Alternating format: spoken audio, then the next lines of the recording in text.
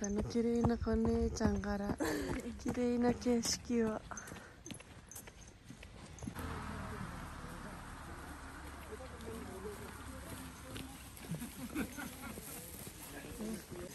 Makikita nyo naman yung paligid, pulang-pula na po yung mga puno.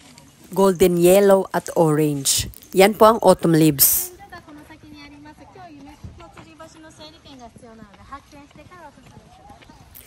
Buti na lang umabot kami. Umabot pa kami sa autumn leaves. So ayun, medyo gutom na kami. Kakain muna kami bago maglalakad kasi medyo mahaba-habang lakad. Mga 10 minutes bago pa kami makarating.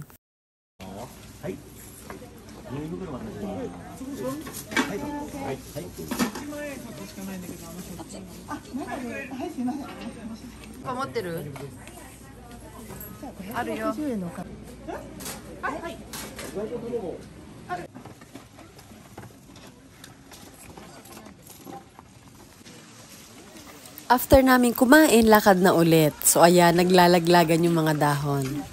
Kaya ang autumn ay tinawag din na fall.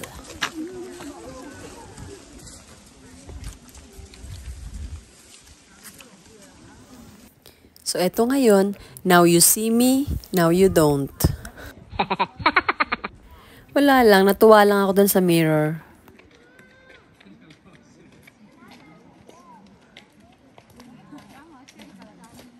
Watashi hayaku mitai. Dakara watashi tachi oite kareta. Bebe. So ayun na, natatanaw ko na siya. Nakikita niyo ba yung manipis na bridge? Diyan kami pupunta.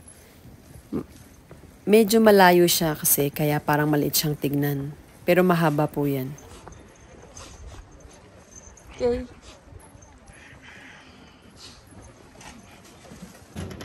Parang yung tunog pa lang ng bridge, nakakatakot na. Paano pa kaya pag nandun na kami?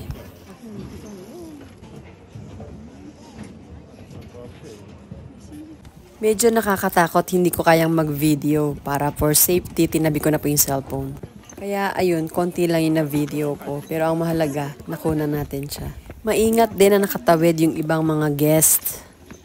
So lahat nag-iingat sa mga hakbang nila.